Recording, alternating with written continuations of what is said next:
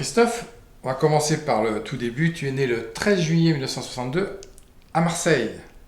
Alors, je crois savoir que tu n'es pas resté longtemps à Marseille. Tu peux nous parler de ce début d'enfance?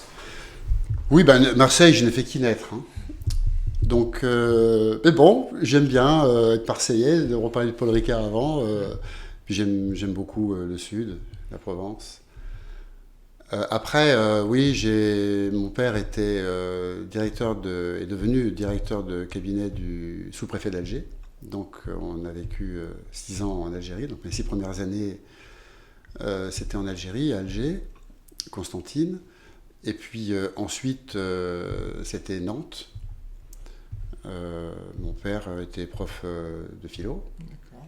Euh, et puis ensuite, il était professeur de sociologie médicale.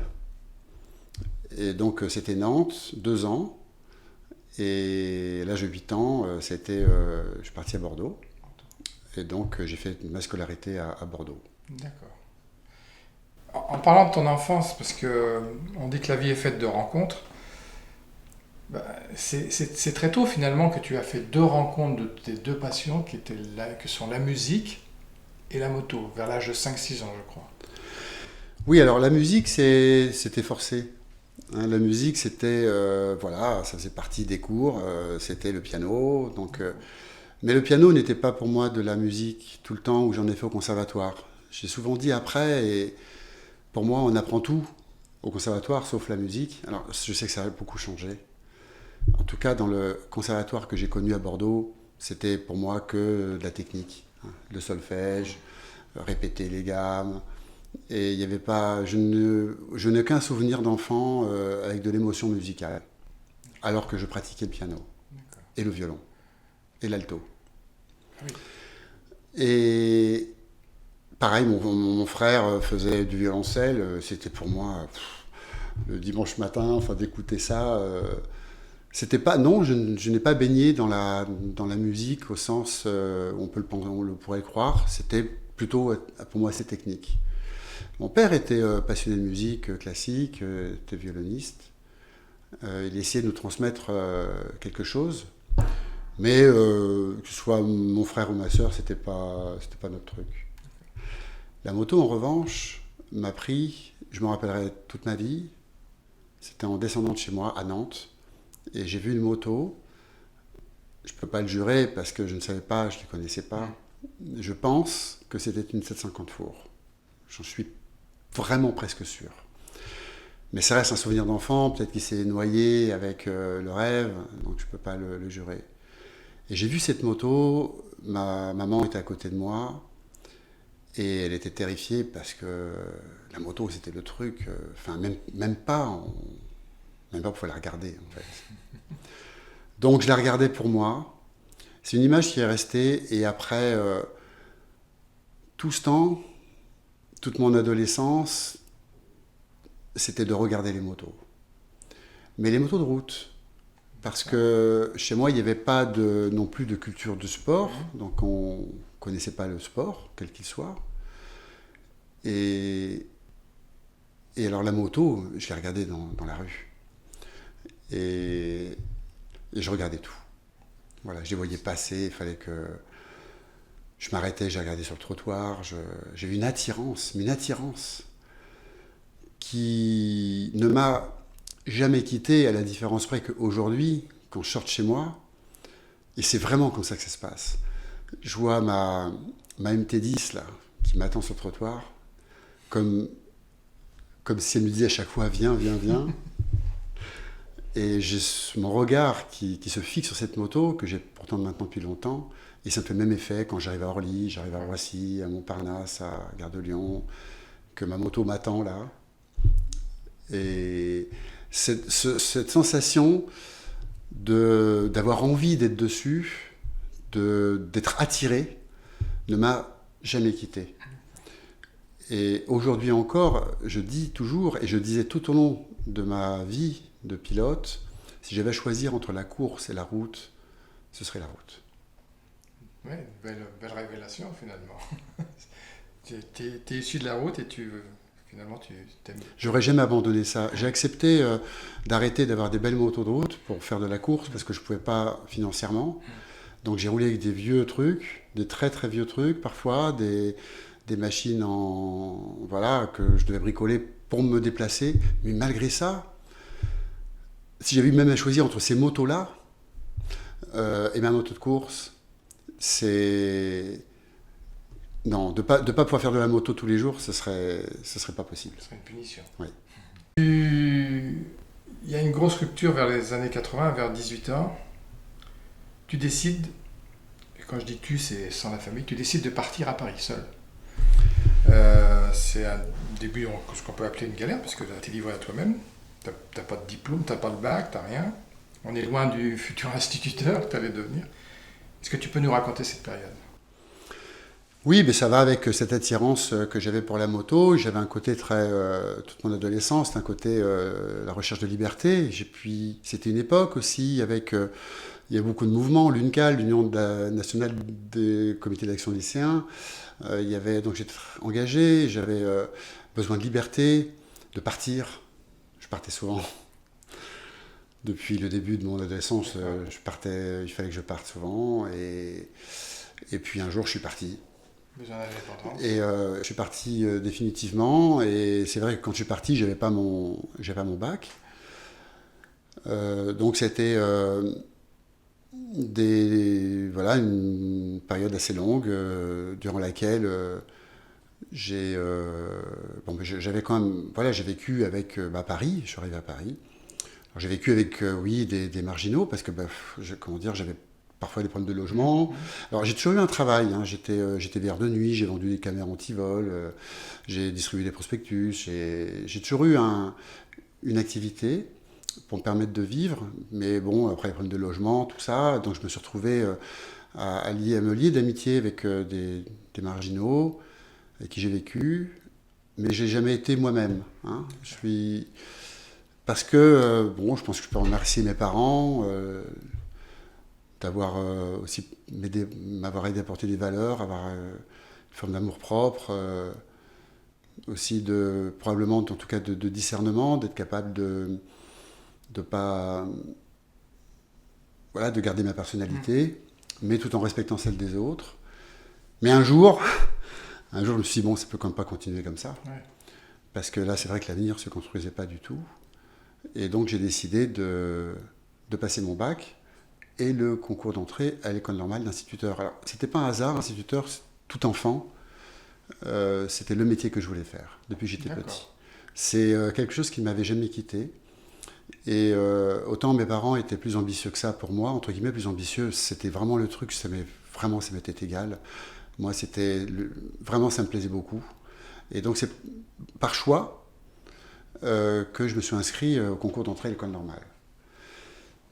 Le problème, c'est que quand j'étais reçu, c'était en septembre, j'ai pas encore mon bac, parce que je me suis pris un peu tard, et j'avais décidé de passer le bac en juin. Donc, j'ai pu obtenir une dérogation pour le passer à la session de septembre. Il y a toujours un bac rattrapage en septembre. Donc j'ai pu m'inscrire au bac de septembre. Candidat libre. En candidat libre. Et donc le problème, c'est que, ou plutôt peut-être la chance que j'ai eue, c'est que j'étais reçu au concours d'école normale avant d'avoir obtenu le résultat du bac. Mais il te faut le bac. Mais il fallait le bac. Donc j'étais reçu sous réserve d'obtention du baccalauréat. Voilà l'histoire. Et c'est de ce baccalauréat qu'est née finalement toute l'histoire qui est suivie derrière. Mais par contre, tu étais en candidat libre, tu avais complètement arrêté l'école. Ouais. Ça a dû être dur quand même Alors j'ai travaillé comme un fou, juillet-août. Mais bon, il faut quand même que je raconte une histoire, sinon ce serait... Je n'ai pas eu tout seul mon bac. D'abord, je me suis fait aider. Il y a eu un oncle que je suis allé voir en Bretagne. J'ai pris des cours par correspondance. J'ai beaucoup travaillé. Je travaillais dans un hôtel qui s'appelait l'hôtel des Petites Écuries à Paris. Et la gérante a été super. Elle m'a laissé ne pas venir travailler pendant 2 mois et j'ai été payé. Ça, je la remercierai quand même beaucoup. Et puis Et puis, j'ai pas quand même pu tout apprendre, tu as raison. Ouais. Il y a des choses que j'ai pu faire parce que la vie en philo, j'étais assez fier de ma note de philo, parce que j'ai eu 12, mais en n'ayant pas fait de philo, en fait. Mm. Et en fait, j'ai pu m'inspirer. Je me rappelle, le sujet, c'était la liberté. Pardon, la mémoire était source de liberté. C'était mon sujet de philo au bac. Et là, j'ai eu vraiment j'ai pu raconter tout ce qui s'était passé durant ces derniers mois. Et je me rappelle du clochard qui s'appelait Johnny L'Angoisse. Puis il y avait d'autres. Enfin, de raconter leur histoire et de rentrer dedans sur ce sujet-là. Et je me rappelle bien du sujet que j'avais écrit, où j'avais retenu des cours de philo que j'avais pris par correspondance, que de parler de la vie aussi c'était important. Donc j'ai raconté, j'étais tout jeune, mais j'avais un petit vécu là sur ce sujet-là, et je pense que ça m'a beaucoup aidé. Donc j'ai eu de la chance d'être tombé sur ce sujet. Mais il y a quand même une matière que j'ai pas pu travailler, c'était l'anglais. Et c'était la dernière matière, je me rappelle, que j'avais à passer. Je ne savais pas comment j'avais pu être noté en français, en histoire, en géo, etc. Mais j'arrive à la dernière épreuve d'anglais, et là, il y a une histoire que je veux bien raconter. Il y a prescription. Si je la raconte, c'est parce qu'elle a du sens pour après. Je pense que c'est l'histoire qui aura tout déclenché après, même si c'est bien des années après.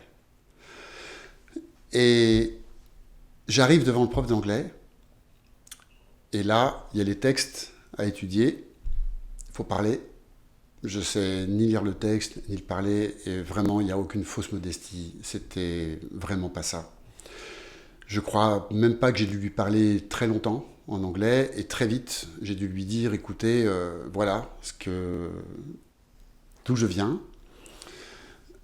Je suis reçu au concours d'entrée à l'école normale d'instituteur. Il n'y a pas d'anglais. Non pas que j'aime pas l'anglais, mais il n'y a pas d'anglais. Je me rappelle bien de ça. Et si j'ai le bac, je serai instituteur demain. Et puis voilà. Et puis quand j'ai reçu les notes du bac, j'ai compris. Quand j'ai reçu les notes du bac, donc il y avait 13, 7, 12, 8, 10, 10. C'était français et anglais 10. C'est pas possible. Elle n'a pas mis 0. Ça pouvait pas valoir 10. Et je me dis, cette dame, sur laquelle je ne mettrais pas un visage, dont je ne me rappelle pas, que j'ai dû voir un quart d'heure, 20 minutes, elle a transformé mon destin. Ce qui est sûr et certain, c'est que cette dame, elle s'est dit, à l'issue d'entretien, son avenir, il est aussi dans mes mains. Je ne peux pas me mouiller, je ne vais pas mettre 15, mais s'il n'a pas le bac, ce ne sera pas à cause de moi. Et c'est la signification, c'est certain. Je ne l'ai jamais revu, je ne sais pas qui c'est, je ne connais pas son nom. Mais c'est quelqu'un que je ne pourrai jamais oublier. Parce que ce 10 sur 20, elle a bien fait de le mettre. Et je pense que j'ai passé beaucoup de temps après dans la suite de ma vie à faire en sorte que je puisse respecter ce qu'elle a fait. Ouais, donc c'était aussi une belle rencontre finalement de cette professeure d'anglais. Donc tu rentres à l'école normale. Là, c'est vraiment un nouveau départ. C'est le rentres, départ, tout part. Ouais. C'est super. Hein. Vous rentrez à l'école normale, vous êtes payé, parce qu'on était payé à l'époque. Hein. C'était extraordinaire. Et là, subitement, c'était boulimique de tout. Boulimique de vie, boulimique d'études. Je me suis inscrit en fac d'histoire, en fac de droit. Je me suis inscrit dès l'année suivante, je me suis mis dans l'animation, donc passé mon diplôme d'éducateur, ensuite mon diplôme de directeur de colo, m'investir dans les colos, les centres aérés. Une vie intense de plein de projets avec les enfants, avec aussi des jeunes en difficulté. Je me suis beaucoup investi, j'y prenais un plaisir fou. À l'école normale, j'étais sur un projet qui s'appelait projet Ivry-Vitry. Ça rentrait dans le cadre d'une nouvelle mesure de ZEP, zone d'éducation prioritaire. Et j'étais à fond, quoi. C'était extraordinaire. Puis avec un couple de copains avec qui on s'entendait super bien. Et puis j'ai fait la rencontre d'une personne, Jacqueline Moineau, qui m'a énormément apporté dans l'animation. Elle était directrice de la responsable pardon, de service jeunesse à la ville d'Orly. Et donc, grâce à elle, j'ai pu diriger une maison de l'enfance d'Orly, être directeur de colo pour la ville d'Orly, et surtout apporter des projets, en créer, comprendre tous les mots d'être acteur de son destin, pourquoi tu le fais. C'est dans l'animation, c'est en s'occupant des jeunes, c'est avec les mots de Jacqueline Moineau que j'ai pu les construire. Puis après, ça s'est poursuivi plus tard, bien sûr, dans tout ce que tu entreprends, même maintenant. Oui, absolument. C'était bon. Après, je pense qu'il y a des tempéraments. J'ai toujours été un peu, boulimique de tout. Il y a d'aller me coucher, c'est toujours difficile parce que Il y a tant de choses à il y faire. a toujours voilà. Pendant cette période, comme tu as un salaire, tu as peut-être pu t'acheter des motos. Ah bah oui, avant même d'avoir le salaire. Ah bah là, alors là, c'était le côté complètement marginal. Personne ne vivait à mes côtés. Je vivais ça seul. Bon, j'arrivais à l'école avec ma moto. Bon, on se fichait de moi parce que ça arrivait fréquemment que j'ai le jean râpé ou le blouson. D'ailleurs, j'ai des instituteurs, des élèves instituteurs. Il y en a une qui s'appelle Guylaine, qui nous suit toujours sur Facebook. Là, je reçois des news, c'est incroyable. Elle est de la première année d'école normale. Alors elle, si elle racontait l'histoire, elle dirait comment, le nombre de fois elle m'avait arrivé un peu fripé. Mais voilà, il y avait ça. Mais voilà, je faisais de la moto tous les jours. J'étais full moto déjà. Mais l'histoire de la moto, la vraie, là où je suis rentré complètement dedans, c'est en sortant d'un hôpital, Édouardiste. Je suis resté 3 mois en centre de rééducation parce que je n'avais pas grand-chose, mais je m'étais juste cassé les 3 membres sur 4. Donc, pour que je puisse vivre, il a fallu qu'on m'interne. C'était aussi une expérience. Parce que j'étais dans un centre dans lequel il y avait des grands brûlés, des traumas et des dialysés. Et c'est vivre aussi le handicap, des vrais handicapés, moi qui n'avais rien. En plus, avec cette image qu'il me disait « Oh, le pauvre », parce que j'avais 3 plates, mais moi j'avais rien par rapport à eux, mais rien. C'était du temps, quoi. C'était aussi un grand moment de vie. Et des gens qui vous apportent... je pense, l'énergie, la force, pour toujours. Et qui vous font en prendre conscience à quel point vos problèmes, mais c'est tellement rien. Ça relativise. Alors ça permet de vite les écouler, quand même. Je veux dire qu'en sortant de cet hôpital, j'avais encore des plâtres, je me suis un peu sauvé là encore. Je suis tombé par hasard dans un garage.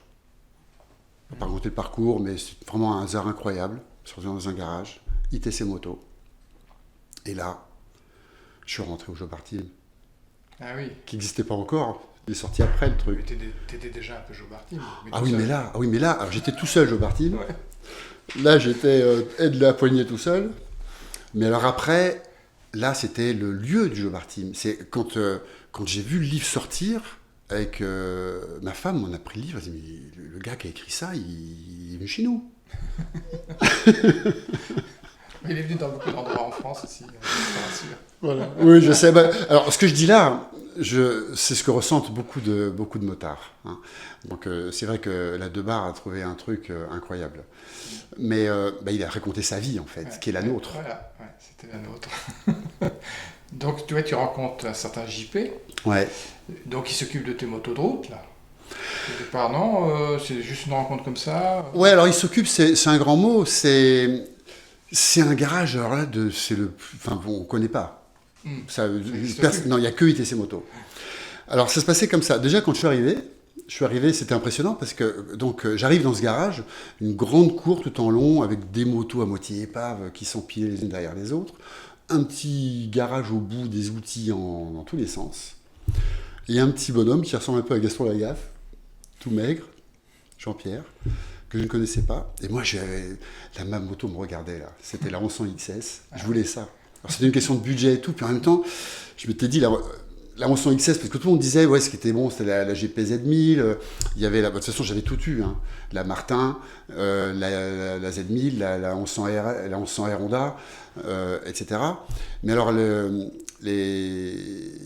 j'avais rencontré un jour un copain qui m'a dit, ouais, mais les XS, les mecs en XS, ça rame. Je dis, bah, toujours, j'aurai une XS. Donc, et puis en même temps, en budget, elle n'était pas chère. Je me rappelle 12 000 francs, j'avais acheté à l'époque. Donc on va dire 2 000 euros aujourd'hui, avec l'inflation, on va dire 3 000 à 4 000 euros. Et elle était là, elle me regardait. Je n'avais Dieu que pour elle. Et je vois Jean-Pierre arriver, tout nonchalant. Il me dit, bon ben voilà, on fait affaire. Et donc c'était 12 000 francs. Sauf que je pars avec. Et là, la boîte était en panne. En fait, il y a un problème de boîte de vitesse. Donc je reviens, parce que j'ai à peine fait le tour du pâté de maison.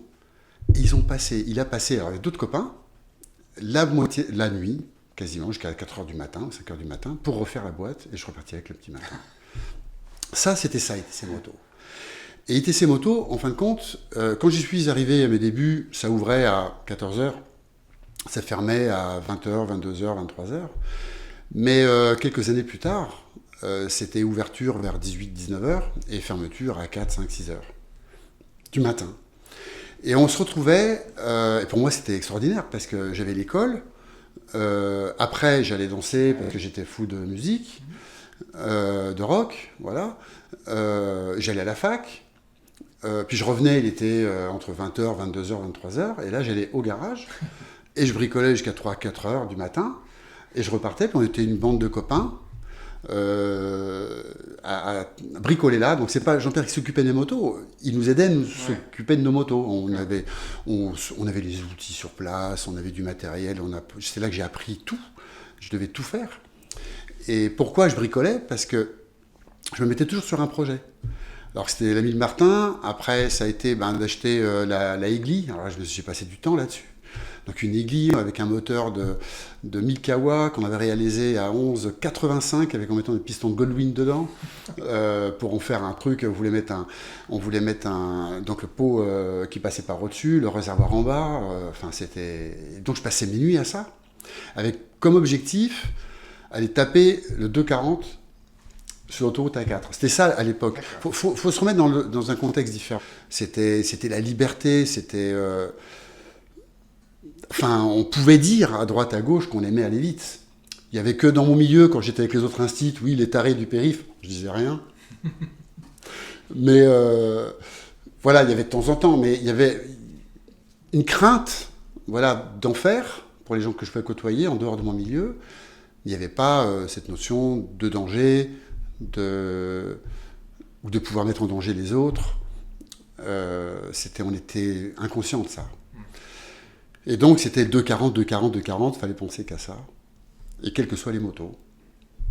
Et puis, petit à petit, progressivement, c'est là que je me suis retrouvé. J'ai vu arriver la 750 GSX-R en 85. Ça, c'était un choc, quand j'ai vu cette moto. La 1100 est arrivée en 86, il m'en fallait une. Donc, j'ai pu, grâce à Jean-Pierre, encore une fois, parce que j'étais qu'instituteur, donc j'ai pu racheter une épave, la retaper, et j'ai eu ma 1100 GSX-R. Voilà. C'était dangereux quand même la route, t'en es conscient, t'as eu pas mal de chutes, tu l'as dit. Je pense d'accidents. D'accidents, ouais. Donc Jean-Pierre, à un moment donné, t'a conseillé d'aller sur circuit, je crois, puis t'as rencontré Brigitte.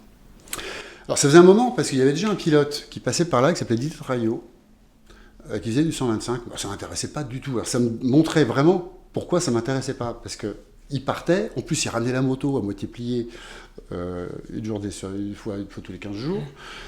Lui à moitié allongé, pas très bien. J'ai quand même... Alors, mes accidents sur la route, j'ai quand même été très chanceux. J'ai eu quelques trucs, mais pas, mis à part un gros carton, j'ai pas eu de grosses blessures.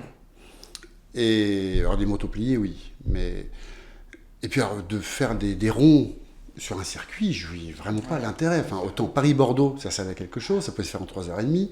Là, au moins, il y avait un truc. Je suivais d'ailleurs Moto Revue quand il faisait le Paris-Marseille, courir contre le TGV. Ça, c'était le genre de truc qui m'amusait.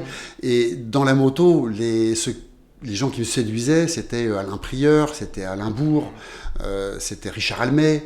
Voilà, c'était ça. Je connaissais. Alors, la seule chose que je connaissais du sport moto, c'est Christian Saron. Pour la vitesse, hein, Christian Saron. Donc j'avais entendu parler du titre mondial en 84. Ça je savais. Et j'ai entendu, j'ai vu les pôles de 85. Ça c'est quelque chose que je connaissais, sans m'y intéresser. Et en moto, en fait, en sport, le truc qui m'avait vraiment branché, en revanche, c'est Bercy. Ah oui. J'en ai raté aucun.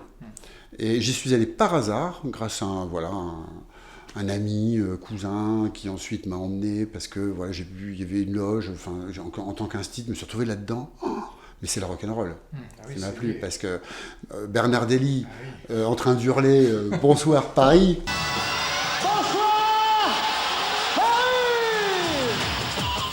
Déjà, j'étais devant le concert d'Iron Maiden, là. C'était le top. Et puis, donc, du coup, je me suis vraiment intéressé au cross, au supercross, JMB, après, quand il est arrivé. Et puis, mais avant JMB, c'était Ricky Johnson. C'était... Voilà. C'était... Je me suis intéressé à ça. Alors, pour revenir à la vitesse, pas du tout. Et Jean-Pierre, alors au tout début, j'ai eu un copain qui s'appelait Patrick, qu'on appelait Patrick Leblac, qui venait au garage, qui bricolait des motos. Et un jour, il me dit « Hey, il y a un 350 là, on peut se l'acheter à deux, on va à Carole. » Et c'est là que Jean-Pierre me poussait à ça. Ouais. Mais on ne faisait pas vraiment, elle était là, et on ne faisait pas vraiment. Et oui, c'est en rencontrant Brigitte que le pas a été franchi. Par hasard, oui, la musique, parce que je dansais le rock, j'avais envie de...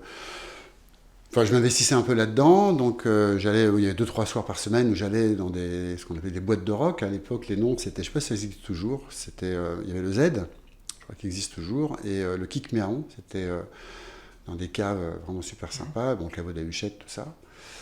Et donc, c'est ensuite, en prenant des cours de rock, j'ai rencontré Brigitte, et que ça a collé avec le rock. Mais alors, c'est là que j'ai découvert que... Parce que moi, j'arrivais avec ma Hanson GSX-R, et elle était passionnée de moto. Alors, elle ne connaissait pas la route, c'est tout l'inverse. Elle avait les posters d'Agostini dans sa chambre quand elle était petite, elle ne faisait pas de moto, mais c'était son truc. Et donc, c'est la raison pour laquelle un jour, j'ai dit, si tu aimes la moto, je t'emmène voir un garage pas comme les autres. Et là, elle est arrivée au garage. Alors là, au garage, c'était l'attraction, parce que jamais j'étais venu avec une copine au garage, parce que moi, c'était la moto, l'école. Et donc, ils ont commencé par lui dire, mais t'es complètement folle de monter derrière lui. Et c'est là que tout ce petit monde a sympathisé. Je me suis retrouvé à acheter 6 000 francs à deux, on a acheté le 350 RDLC. Et je me suis pointé donc à Carole. Et là...